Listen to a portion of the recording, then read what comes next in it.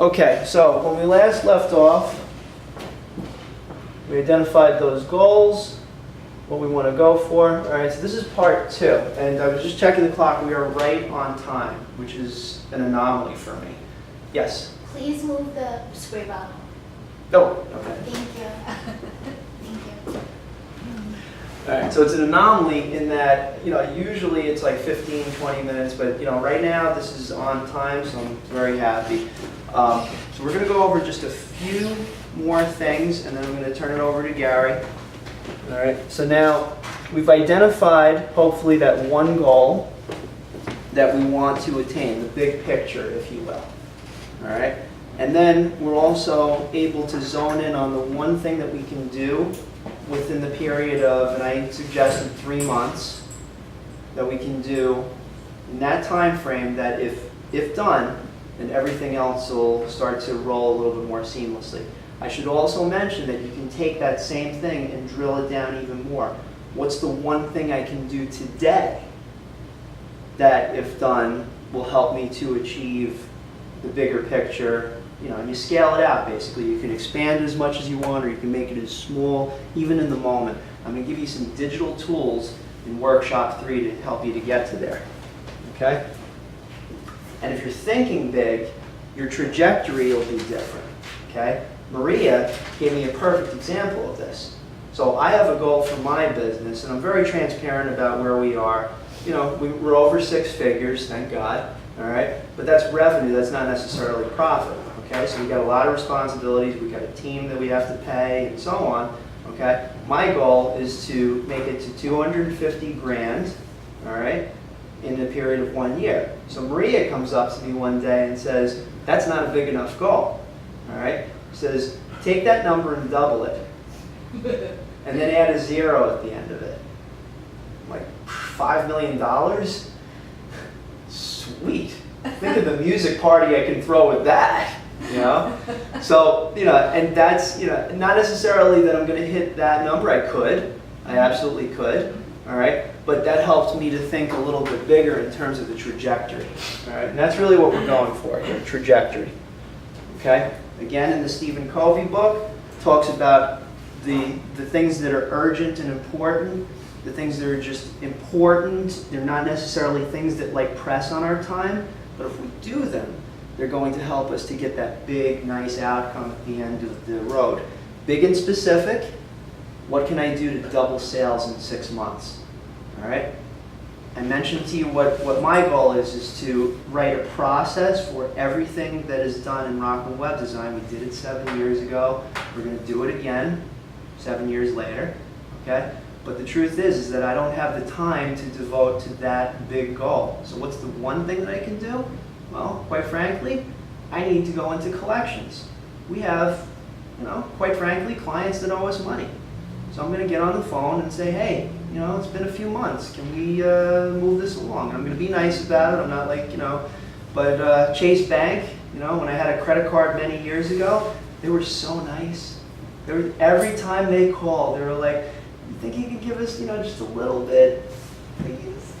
And I felt so, it's like, yeah, I do. I really do. So I want to call them in a nice way and say, hey, can we move this along, sort of thing. Nice pragmatic way. That's what I can do in the next 3 months. Bring in some money, and that'll help me to free up some time come the beginning of next year to be able to get to that goal. That's the specific thing. All right. So without further ado, okay, now we're going to start looking about clearing the clutter. Okay, because like I said, Monday or tomorrow, just because we did this workshop about the one goal, it's not like suddenly, majestically, everything is just going to clear the plate on its own. So Gary's going to help us to use some very pragmatic tools to help us to identify those individual areas that might not be as much of a priority as our own visions. All right, so without further ado, all right, now, will you be on the board, or you want me to turn to this? I'll sit here. Okay, great. Normally a typical, so at least normally typically I'll be standing in front of a bunch of people. I've done lectures to the Rockland County Bar Association, the Orange County Bar Association, Marine Law Courses, the New York State Bar Association, and a number of other associations and business associations concerning things. First of all, how's everybody doing? I'd like everybody just to relax and everything else. I'm going to give you, what I'd like to do is I'd like to share with you my favorite equation. E plus R equals O. You can see that on the board, okay? And E plus R equals O basically means event plus the response equals the outcome. So if you have a really bad event, okay, the way you react to it will basically be what the outcome is going to be. So if you want a good outcome, you have to react appropriately. So hopefully this particular discussion with all of you will be helpful to you, and it'll be a great outcome. Now I'm given a task of trying to talk about what to do by creating and developing a successful business, and time is told in 20, 30 minutes, and it could be a course of a lifetime. So, and besides that, you're given 20, 30 minutes, and it's really a short discussion on that. And giving a short discussion to an attorney is probably an oxymoron. I can go on and on and on and talk about this forever and ever and ever. I've given you a bunch of handouts, so I'm just going to basically talk to you briefly about the handouts. The first 2 or 3 pages are basically shameless self-promotions. I have my card, my article that was written about me, and my curriculum vitae, which I think speaks for itself. I'm proud of it, so I'm just going to go on. There's 68 ways, safe, legal business deductions to save on taxes. I got to tell you that they're relevant now. However, I'm not certain what Trump or his lackeys are going to end up doing in the future.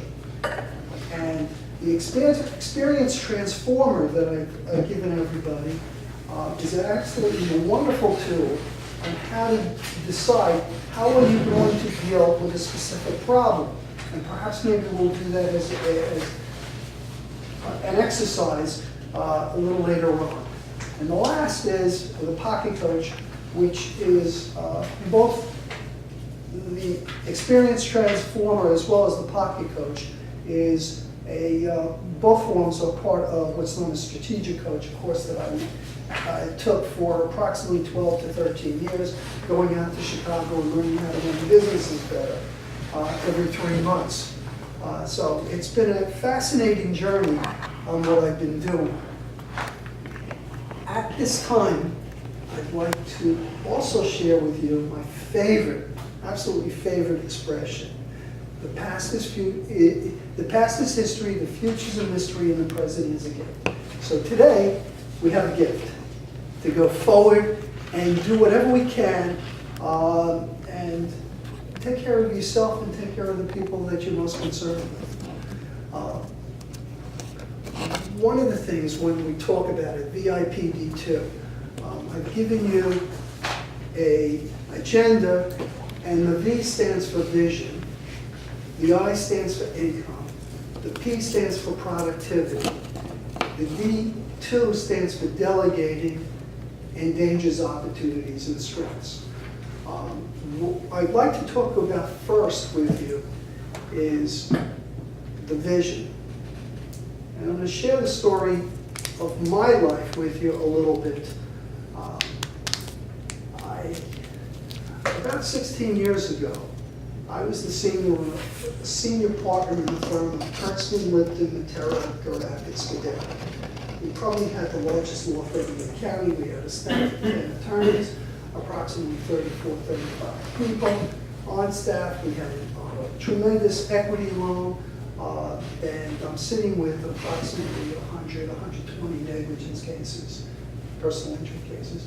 I'm sitting with probably 50 or 60 criminal cases, ranging from small cases to major felonies. I'm sitting with probably about 10 or 15 commercial litigated cases. And I got the world on my shoulders. Anybody feel that? If you read the E-Myth, you'll understand. However, what ends up happening is my wife and I, on a Sunday, beautiful bright Sunday, probably just around 9/11, so that's when everything kind of became clearer, it became more focused. We're walking up what's Ramapo Reserve, up a big hill, big line. And my wife looks at me and she says, "Gary, you're huffing and puffing." Now, at that time, I'm probably about 50 years old, with 2 children, and you know, they're going into college, and they're getting ready to go into college and everything. And I'm huffing and puffing, and my wife says, this ain't good. I said, "What do you mean? Let it go," you know, and I'm still huffing and puffing, and we finally get to the top, and we come down, and she goes to my best friend, who happens to be my doctor, and she says, "I don't like the way Gary sounded." So he says, "So why aren't you coming in?" He does a number of tests, and the next thing I know, I'm going to Columbia Presbyterian, and they're talking about basically a full four bypass. And I say to myself, "Gee, this is not really what I anticipated or what I expected at 50 years old." And luckily, I was able to convince the doctors. Actually, it was kind of a funny story. They go into the operation, and the doctor says, "Gary, I know you're friendly with Dr. Roth, who happened to be my cardiologist," and he was basically the operating doctor. He says, "We're going to do a bunch of tests and everything. We're going to do this angiogram. We're going to see how you do." And he says, "Do you have any questions? I know you talked to Dr. Roth." And I said, "Yeah, I have one question." He says, "What's that?" I said, "Do you like me?" And he looks at me and says, No, that doesn't matter." I said, "No, I just want to know, do you like me?" And he says, "Yeah, you're okay." I said, "Okay, I'm all set to go." The angiogram, basically, that you're in and out, and during the angiogram, they say, "We're stopping," and they say, "What are we stopping?" He says, "Well, I think the bypass, your blockage is a bit too much, and we're probably going to do a bypass on you." I look at him, and I'm still in and out. And I say, "Look, Doc, I get a better idea." And I remember talking to him. He said, "Why don't you try basically putting through the stents? And if the stents work, I don't need the bypass, and everything's okay." And he says, "Gary, you're not in court negotiating this. You're not doing this to us. Let's see what we do." Well, a week or 2 passes, and they were able to put the stents in. And thankfully, it's been still working, so I'm still going along. At that point in time, I said, "What am I going to do?" And within 6 months, I left the practice. I bought 2 condo offices. We rent out a bunch of offices to other fellow attorneys. I decided I'm going to do something different. I don't take matrimonial cases. I don't take immigration cases. I don't take workers' comp cases. I won't take medical malpractice cases because I represent too many doctors, and you never bite the hand that feeds you. So I defined, what am I going to do? And then I said, what else am I going to do? And I started taking a course in Chicago, where my son was apparently going to move to. And for 13, 14 years, I was in a program known as Strategic Coach. Every 3 months I go out to Strategic Coach. I learn how to run businesses better, and we talk about different items and how do you create, how do you develop, and how do you make a business successful. It's absolutely fascinating. And one of the best stories I heard, and I'm just going to go on with one other story if you'll allow me, is basically, you got to find your vision. You got to find your unique ability. Now, I love negotiating. I love going into court. So I found my vision. It was just, I hated doing matrimonial cases. And they say, how come you don't do matrimonial cases, but you take criminal cases? Sometimes you really have bad people in criminal cases. How come? I said, it's easy. And they say, what do you mean? And I say, well, in criminal cases, sometimes you have really bad people, but they're always acting their best. Or they're crazy.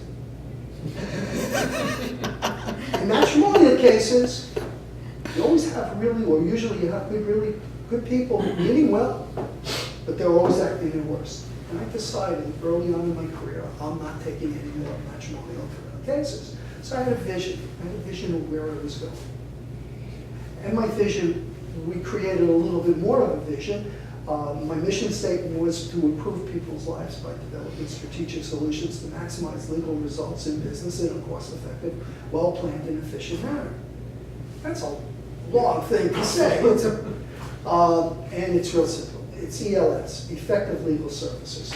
So I've adopted that at this point in time because I want to make it more simple. I know where I'm going. I know my vision. I have it. It's your job, basically, Don, Michelle, to find your vision, to find your unique ability, to find what you really love. And I think perhaps whether you believe in God or you don't believe in God, I think that's what you're supposed to do in the universe. You're supposed to find what you really love doing, what you really like doing, what you have to do. And do it. The money will come. The enjoyment will come. Just do it. So, I'm going to tell you my story about the Indians. Anybody hear this story? Tom's heard this story about the Indians. There's the mountain Indians, and there are the valley, or the valley Indians. The mountain Indians are warriors. The valley Indians are basically farmers. They're